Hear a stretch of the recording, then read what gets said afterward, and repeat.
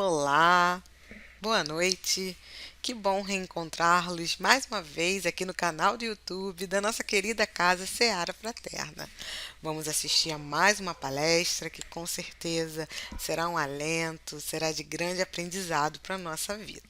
E antes, vamos à leitura de uma página, seguida de uma breve prece, para já nos harmonizarmos e entrarmos em sintonia com os mentores espirituais. A página de hoje é do livro Fonte Viva, Chico Xavier, pelo Espírito Emmanuel. Página 162. Dentro da luta. Não peço para que os tires do mundo, mas que os livres do mal. Jesus, João, capítulo 17, versículo 15. Não peças o afastamento de tua dor.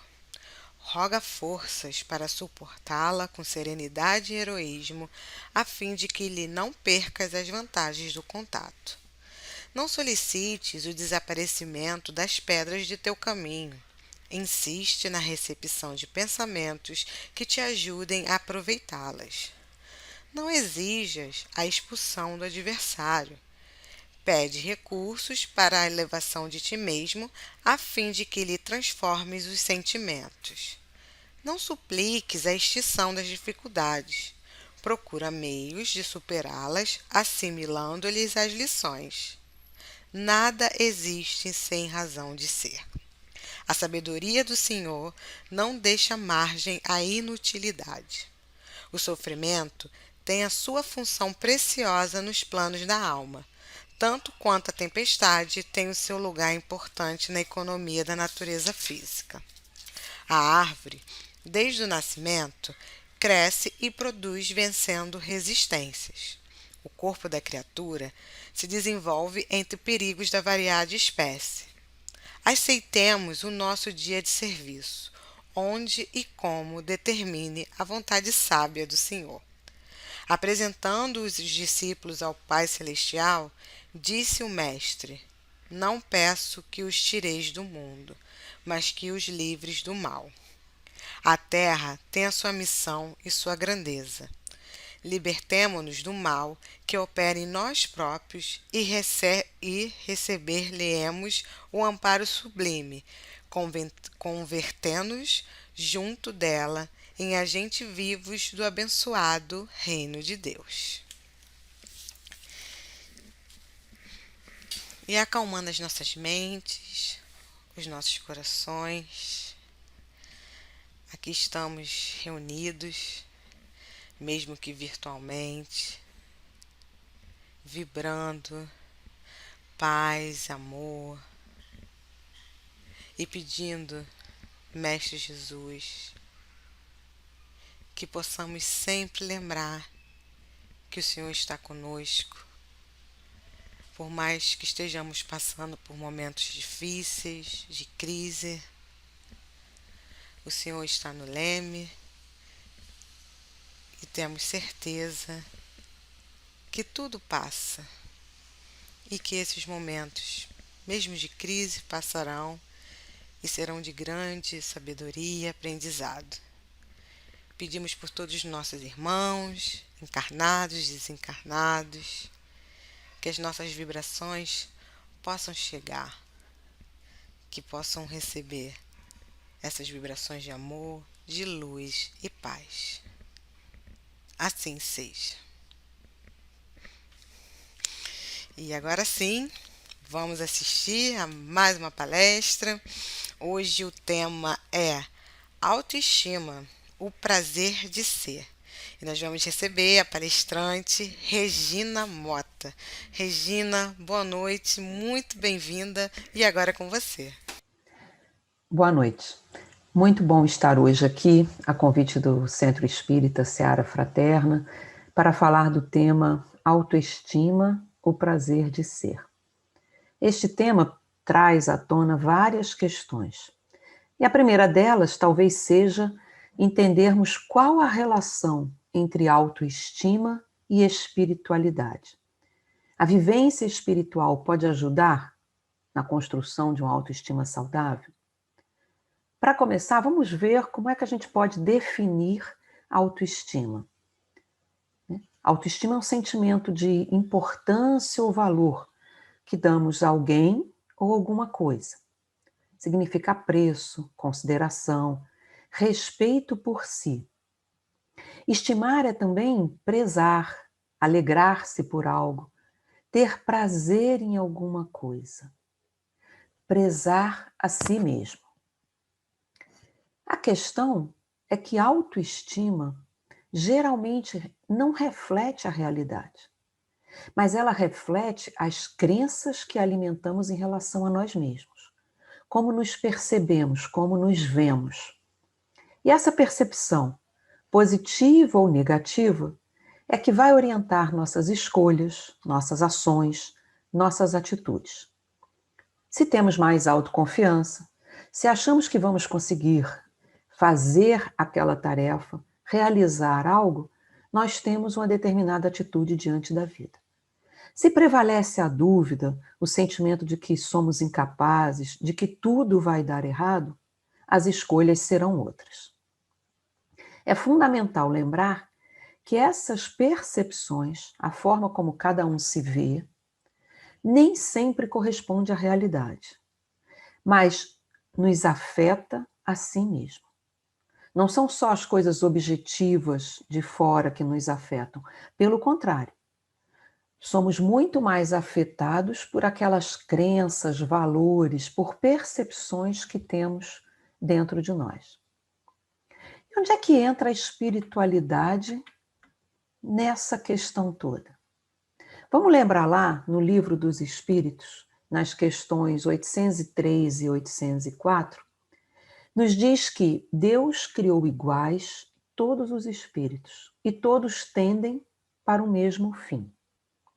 A questão 804 diz ainda que cada espírito vive há mais ou menos tempo e tem maior ou menor soma de aquisições. Necessária a variedade das aptidões. A diferença é boa, ela é necessária, a fim de que cada um possa concorrer para os desígnios da providência. E aí vem um ponto muito importante. Cada um vai fazer isso no limite do desenvolvimento de suas forças físicas e intelectuais.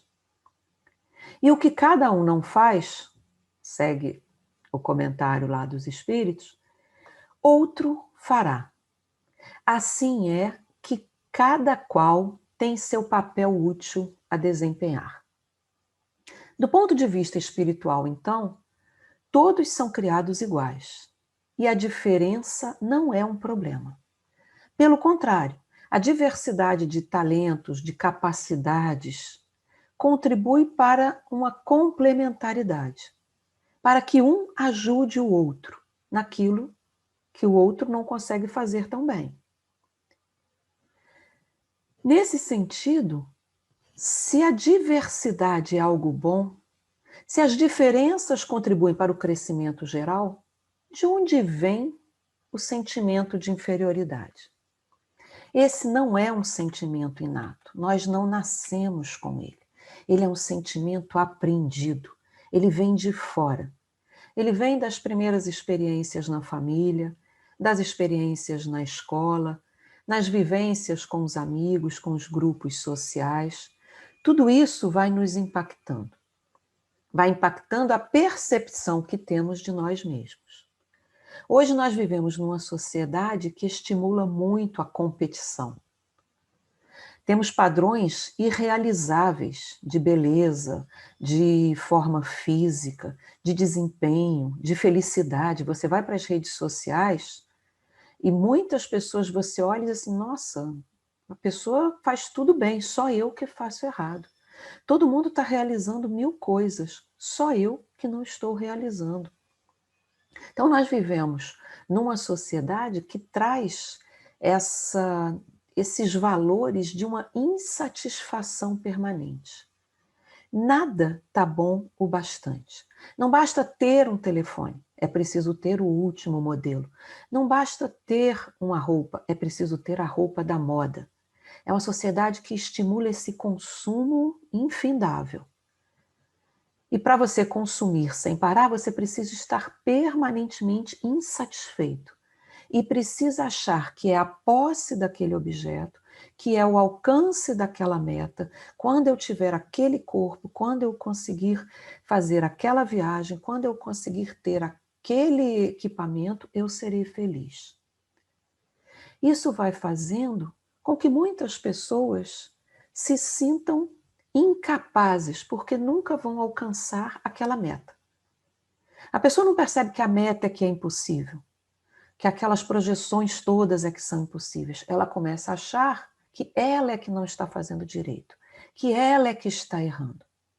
Porque vivemos numa sociedade em que somos julgados e classificados com base nos erros, nos acertos. Quem fez mais ponto? Quem acertou mais? Quem é melhor do que o outro? Somos educados para competir e não para cooperar. E nem sempre a gente percebe que é impossível dar conta de todas essas pressões. E quanto mais achamos que o valor vem de fora, quanto mais achamos que esses valores estão certos, quanto mais acreditamos que o outro, que o que está fora é a medida do meu bem-estar, mais a nossa autoestima será afetada.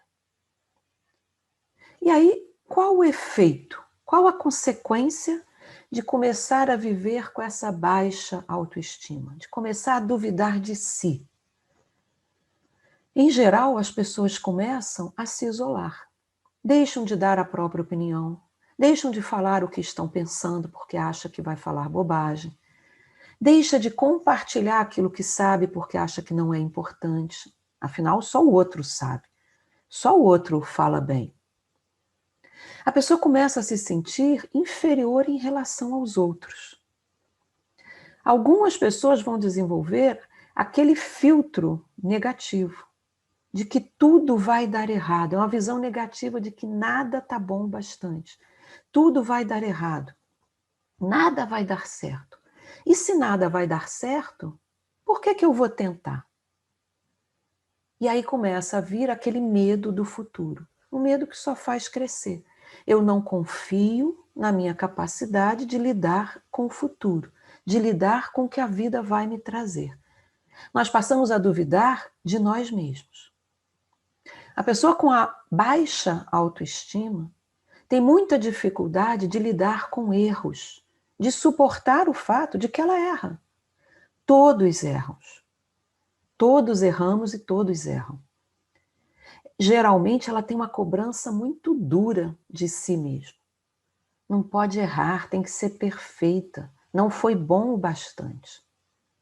Ela duvida do próprio potencial.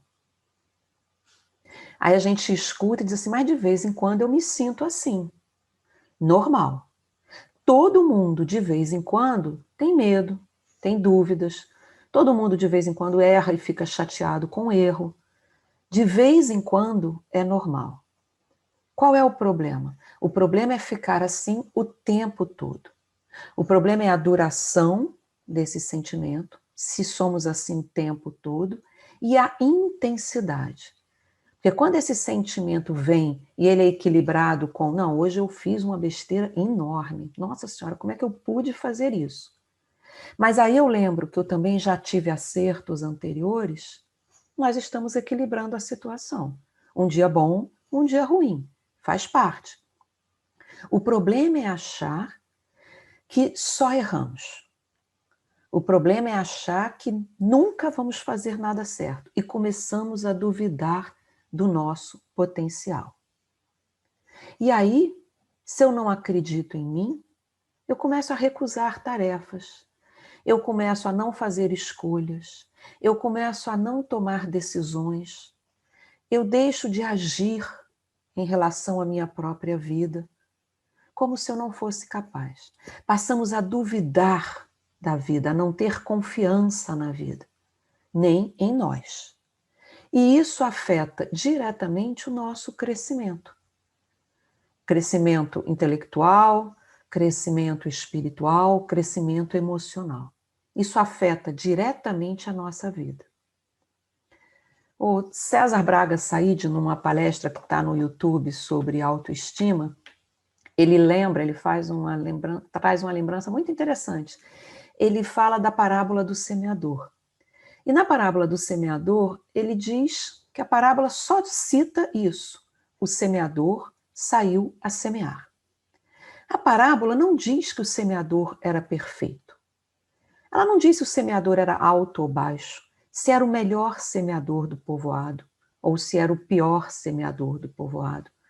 Não diz nenhuma característica física dele. Não traz nenhuma informação adicional, se ele tinha autoconfiança ou se ele duvidava. Não fala nada sobre ele. Só diz que o semeador saiu a semear. Ele fez a parte dele. E é interessante, porque se lembrarmos da parábola, se o semeador fosse uma pessoa muito rígida com ele mesmo, olha a frustração, ele saiu para semear e só uma parte das sementes caiu em solo fértil. Essa parte rendeu muito, mas outras partes da semente caíram na pedra, caíram em meio aos espinhos, os pássaros comeram. Imagina se ele fica se cobrando que só um percentual pequeno das sementes deu fruto. Ele fez a parte dele, ele saiu para semear. A natureza que faça a parte dela. Ele confiou que a vida, que a natureza, faria o resto. A tarefa dele era semear. E aí podemos trazer para o nosso dia a dia, hoje. Estamos fazendo a nossa parte? Não é para fazer mais do que nos cabe. Não é para dar conta das soluções para o mundo. Não é para resolver os problemas da família inteira. Estamos fazendo a nossa parte, como diz lá no Livro dos Espíritos, na questão 804, dentro das nossas capacidades físicas, intelectuais. E qual seria a nossa parte? O que é que estamos semeando? Essas são reflexões que nós podemos e devemos fazer. Eu tenho feito a minha parte? O que é que eu estou semeando? Porque é isso que a vida pede. A vida pede que cada um faça a sua parte. Nem mais, nem menos.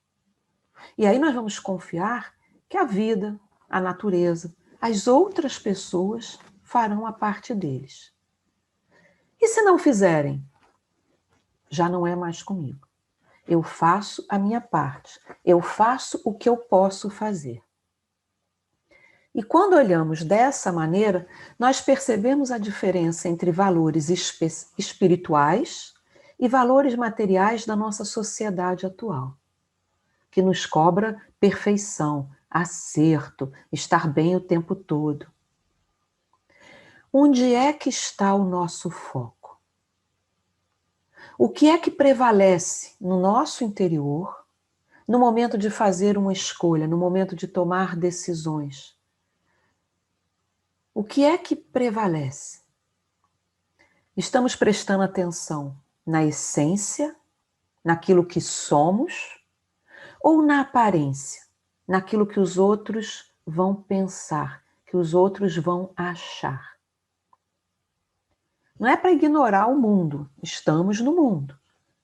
Estamos aqui, vivemos em sociedade. Mas não é para depender só do que vem de fora. É fundamental esse equilíbrio entre o mundo espiritual e o mundo material.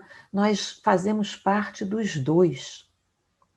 Portanto, não podemos guiar a nossa vida somente pelos padrões que vêm de fora, pelos padrões sociais. É interessante que, como indivíduos, nós somos, ao mesmo tempo, único e coletivos. Fazemos parte de uma espécie. Compartilhamos valores com a sociedade em que vivemos. Mas cada um é único. Então não faz sentido ficar comparando se o outro é melhor do que eu, se eu sou melhor do que o outro.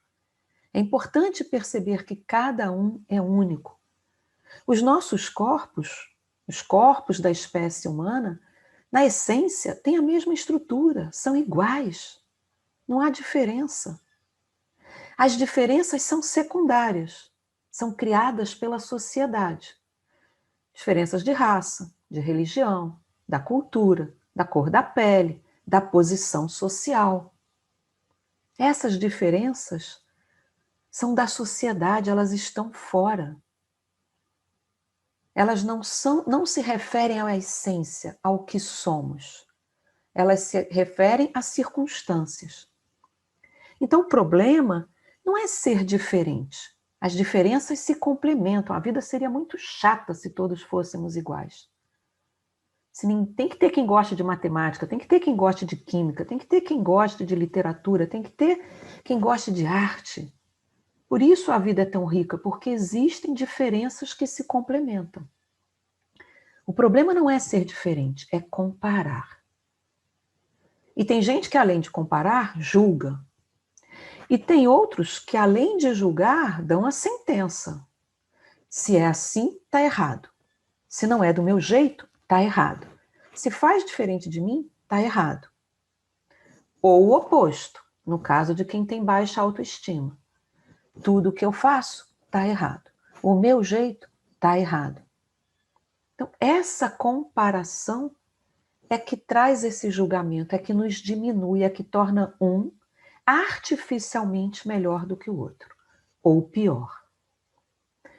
Quando fazemos isso, o que está prevalecendo, se achamos que nós somos sempre errados ou piores, o que está prevalecendo é o sentimento de baixa autoestima. Se eu acho que eu sou superior, eu estou estimulando o sentimento de baixa autoestima no outro. Se eu acho que o outro é melhor, eu estou cultivando esse sentimento em mim. E é um sentimento de desvalor. Como se perdêssemos o foco do potencial que temos dentro de nós, como espíritos imortais. Como se esquecêssemos que somos parte de algo maior.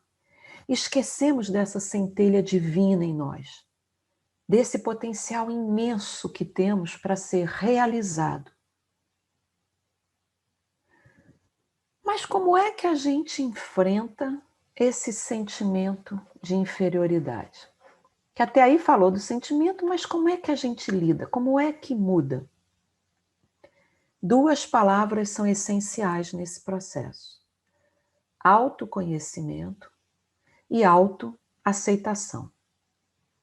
O Livro dos Espíritos, na questão 919, traz lá a pergunta de Kardec, que diz assim: qual o meio prático mais eficaz que tem o homem de se melhorar nesta vida? E a resposta: um sábio da antiguidade vô-lo disse: conhece-te a ti mesmo. Emmanuel, no livro Consolador, psicografia de Chico Xavier, na questão 232, vai dizer algo parecido, que a maior necessidade da criatura humana ainda é a do conhecimento de si mesmo. A doutrina espírita nos ensina que todos os espíritos, em decorrência das várias reencarnações, quando nascem, já trazem a sua bagagem espiritual. E esse conteúdo vai variar de pessoa para pessoa. Cada um está num caminho, num ponto da estrada, mas todos estão caminhando. Todos estamos nesse processo de aprendizado e desenvolvimento. Essa vivência espiritual, esse conhecimento, permite ou ajuda que a gente quebre aquele ciclo de pensamentos viciosos, de ideia fixa de que nós sempre faremos errado, que nós nunca daremos conta, que o outro sempre faz melhor. A vivência espiritual amplia a nossa visão. Ela nos mostra que somos mais do que aparência, que tem uma vida maior, que estamos conectados a algo maior do que nós. E por isso não faz sentido nos deixarmos guiar unicamente pelos padrões que estão fora. Esses padrões que vêm de fora, eles fazem parte, eles vão continuar vindo, eles têm que encontrar dentro de nós um padrão interno que equilibra, que diz assim, não é bem assim. Quem disse que eu tenho que estar bem o tempo todo? Quem é que está dizendo isso? Isso é um pensamento racional? Isso tem bom senso? Ou isso é apenas uma crença, um valor que me está sendo imposto? É importante a gente avaliar de onde vêm os pensamentos que nos assaltam. De onde vem esse sentimento? De onde vem essa percepção? Ela é real ou ela é resultado de uma crença que não faz mais sentido eu ter? Ela é resultado de uma experiência ruim que eu já tive e que continua me influenciando, mas que já passou. Então, esse autoconhecimento é fundamental. No consultório, às vezes, as pessoas chegam e dizem assim: ah, mas é muito difícil mudar. Eu sou assim desde pequeno. E é verdade. A pessoa vai reclamar que a família não valorizou, que na escola sofreu bullying, que houve várias experiências ruins. E por isso desenvolveu esse sentimento de insegurança, de desconfiança, de baixa autoestima. Realmente, o papel da família é fundamental para esse sentimento de aprovação e autoconfiança. A vivência na escola, as experiências escolares com os amigos também. Mas nós não podemos voltar no tempo. Não dá para refazer a infância. Não dá para refazer as experiências ruins que já tivemos. O que nós podemos mudar é aqui e agora. É daqui para frente. A vida acontece hoje. Ela não está no passado, nem está no futuro. Não adianta eu só me preocupar com o que vai acontecer, porque o futuro ainda não chegou. Eu posso pensar nisso, mas as decisões têm que ser tomadas hoje, aqui e agora.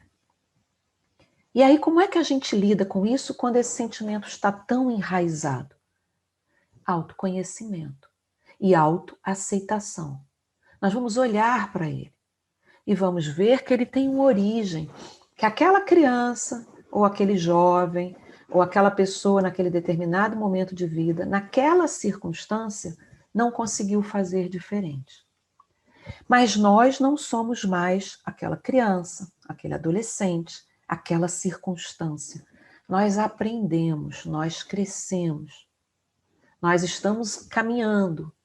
Então hoje eu posso compreender isso e tentar lidar com isso de uma maneira diferente. Posso entender que a minha família fez o melhor que podia. Posso entender que os meus amigos de colégio fizeram o que achavam que era certo na época, não perceberam o dano que estavam causando. Eu posso olhar para aquele fato e dar um novo significado para ele. Tirar dele um aprendizado e aí seguir daqui para frente. Não é fácil, mas não é impossível. O medo faz parte.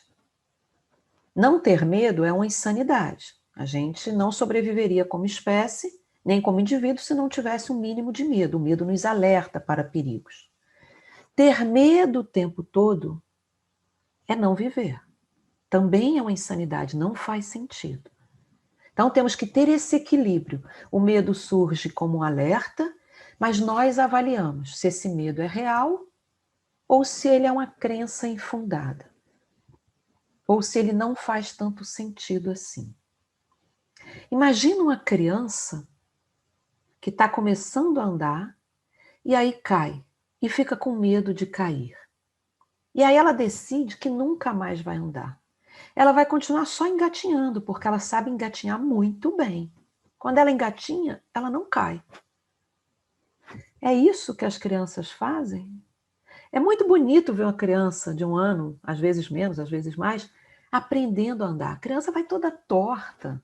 Ela cai várias vezes, a gente segura, apoia, daqui a pouco ela está indo sozinha, você pensa que ela vai cair, ela está indo toda torta. E quanto mais ela pratica, quanto mais ela exercita, mais fácil fica. E não adianta ela querer correr. Ela primeiro tem que aprender a andar. Depois que estiver andando bem, ela começa a correr. Depois que estiver correndo bem, ela começa a saltar. A vida é feita por etapas. Não dá para ficar pulando etapas. Não dá para querer que hoje Eu resolvi jogar xadrez e eu quero jogar tão bem quanto o campeão russo de xadrez. É impossível, eu vou desanimar e vou desistir. Eu não tenho que olhar lá para frente. Eu tenho que olhar eu comigo mesma. Hoje eu estou jogando um pouco melhor xadrez, ou o que for, do que ontem. Hoje eu pratico esporte um pouco melhor do que ontem. Hoje eu faço um pouco mais de atividade física do que ontem. Hoje eu exercito e me exponho, falo dos meus pensamentos e sentimentos um pouco melhor do que ontem. É aos poucos. O erro faz parte do desenvolvimento humano. Como espíritos imortais, quantos erros já cometemos em vidas anteriores? Estamos hoje no nosso melhor momento. Então, a caminhada segue, dia a dia, um passo por vez. E nesse caminhar, o erro faz parte. Não quer dizer que você vai se acostumar com o erro. O erro faz parte, eu fico repetindo o erro. Não. O erro acontece, mas aí eu aprendo com ele. Eu corrijo, eu me melhoro. Eu tento não repetir aquele erro. Vamos tentar fazer um erro diferente da próxima vez. Mas o erro faz parte. A questão é não se identificar com o erro. Eu não sou aquele erro. Regina, você está falando isso porque você não sabe a besteira que eu já cometi. Eu cometi um erro enorme. Ok. Aquele erro enorme pode ser enorme, mas ele não é toda a sua vida. Você é mais do que aquele erro enorme. Aquele erro enorme não define quem você é. O que nós fazemos é uma coisa. O que nós somos é outra coisa. Eu posso ter cometido um erro enorme, mas isso não define quem eu sou. Isso é fundamental. Temos muitos aspectos da vida. Temos um aspecto da vida em família, somos pais, ou somos filhos, ou somos cônjuge, ou somos amigos, ou somos funcionários, ou somos chefes, ou somos subalternos, somos vizinhos. Nós temos muitos papéis, somos a pessoa que sonha, somos a pessoa que tem medos. Então, uma ação, um erro, por maior que ele seja, não define quem somos. Isso é fundamental de ter em mente. E a pessoa que é perfeccionista demais, que não admite o erro, ela sofre muito mais.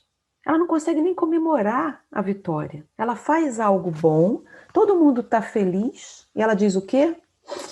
Podia ter ficado melhor. Isso aqui não está bom. Ela tem um filtro, um olhar para o que é negativo.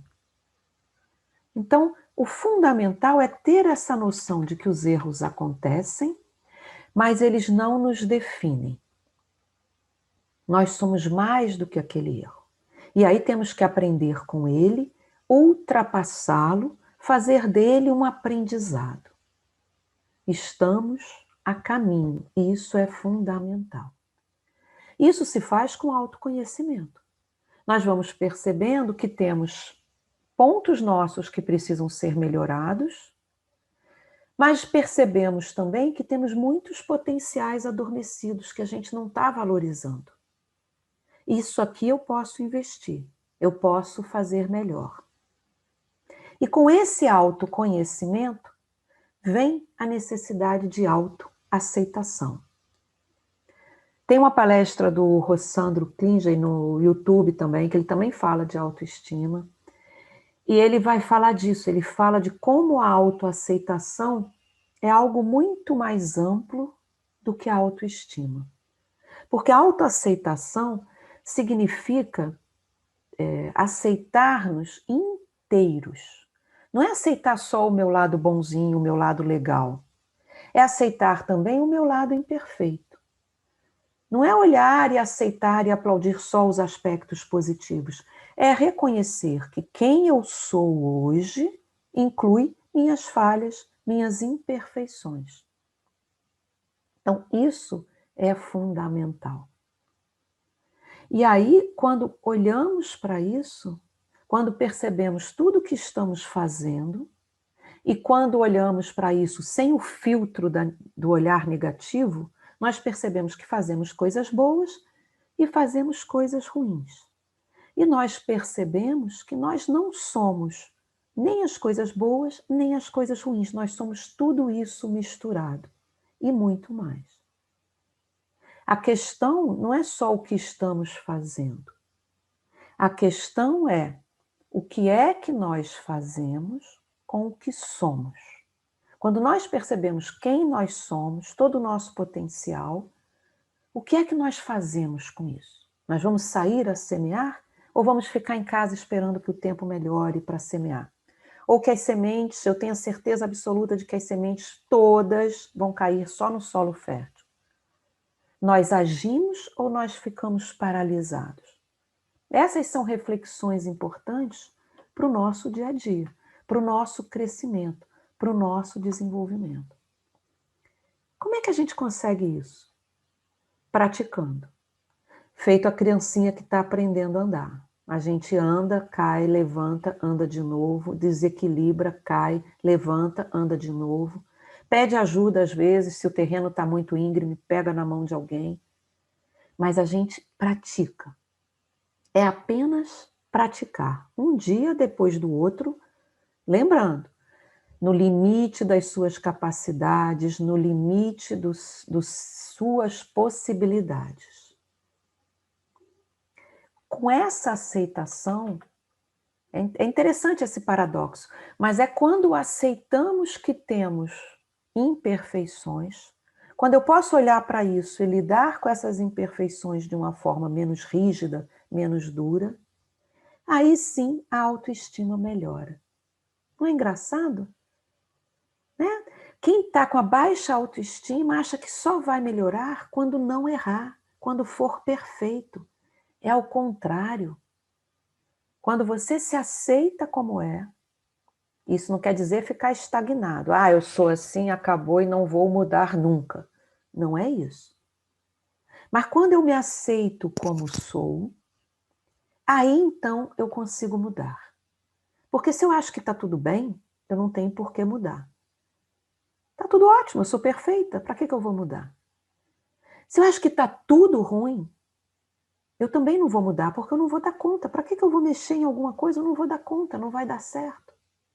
Então, entre os extremos, tem um meio, tem o equilíbrio, tem esse todo. Aceitar-se como somos, conhecer-se e aceitar-se é um caminho para vivermos melhor.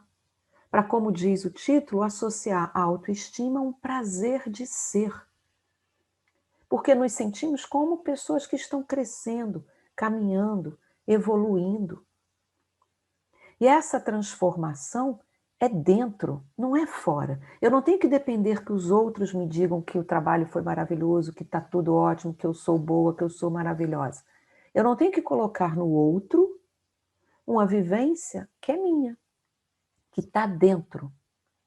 Então, pela autoaceitação, nós vamos reconhecendo nossas possibilidades e nossas limitações. E aí eu posso dizer, não, esse trabalho eu não vou pegar, porque eu não estou preparada para fazer isso.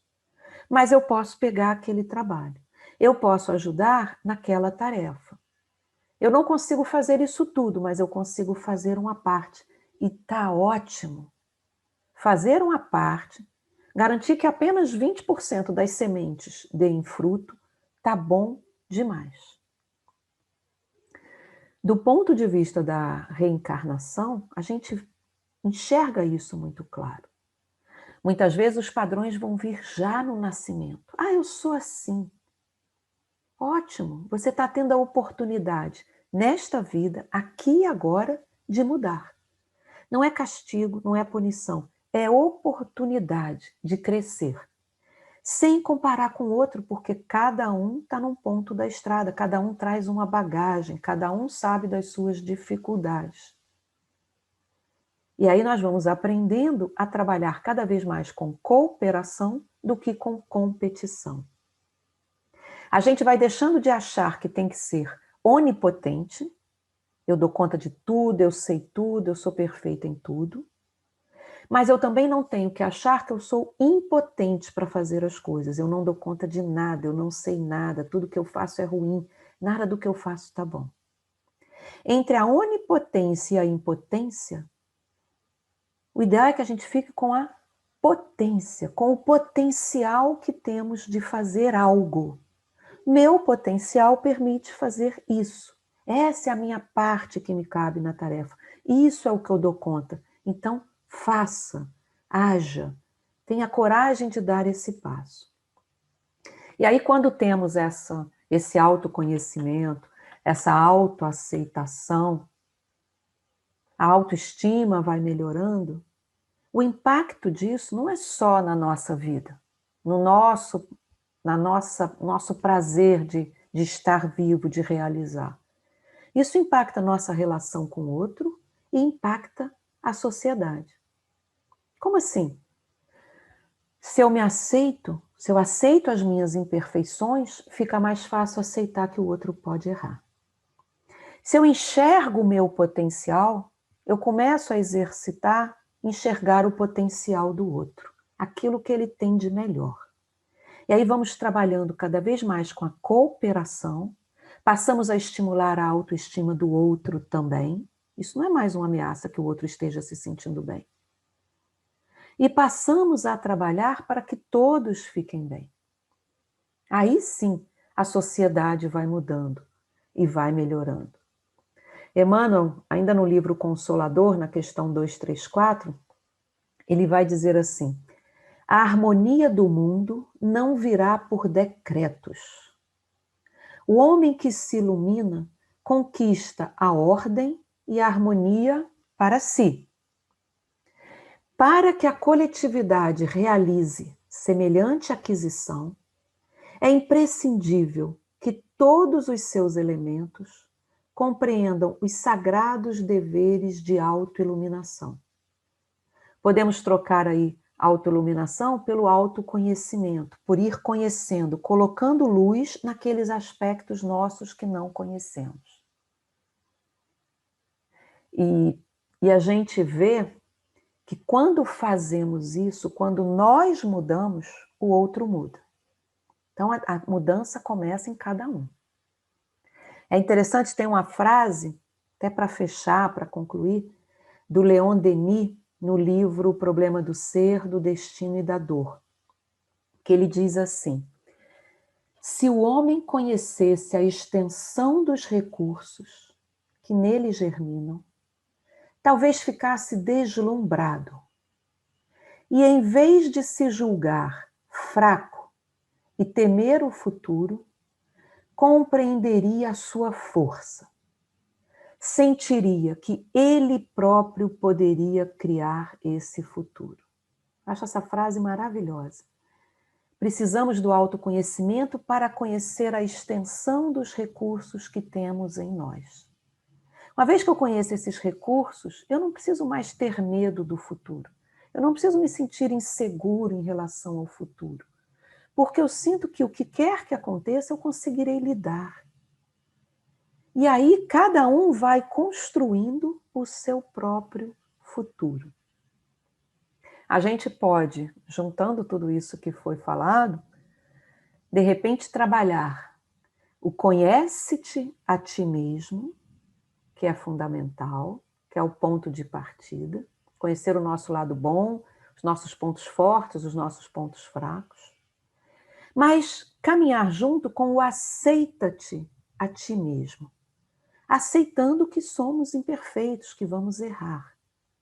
Quando fazemos isso, somos capazes de nos amar, como somos, na nossa essência. Não aquilo que eu faço, mas quem eu sou. E se nos amamos, fica mais fácil amar o outro. E é com esse movimento, que parece pequeno, que começa dentro de nós, que a gente vai, por tabela, afetando, modificando a vida daqueles que nos cercam e também da sociedade. Um dia de cada vez, dentro das nossas capacidades e dos nossos limites, respeitando os nossos limites também. Mas que a gente saia a semear, que não fique parado ali. Quero agradecer a Seara Fraterna pelo convite, pela oportunidade deste estudo, que para mim também representa sempre aprendizado. E queria encerrar com uma prece, agradecendo a Deus, Senhor da vida, pela oportunidade do conhecimento, do aprendizado, da troca. Agradecer pela experiência que estamos tendo nesta encarnação. Pedindo que sejamos inspirados, fortalecidos, encorajados, que possamos olhar para nós mesmos, que possamos aceitar-nos e aceitar as oportunidades que chegam, sabendo que são oportunidades de aprendizado e de crescimento, como indivíduos, como espíritos imortais, numa longa jornada, mas sabendo que nessa jornada estamos sendo sempre amparados, não estamos sozinhos. E que assim possamos sair desse encontro, dessas reflexões, um pouco melhores do que entramos. E possamos levar tudo isso para a nossa vida, para a nossa vivência, para o nosso dia a dia. Graças a Deus. Muito obrigada.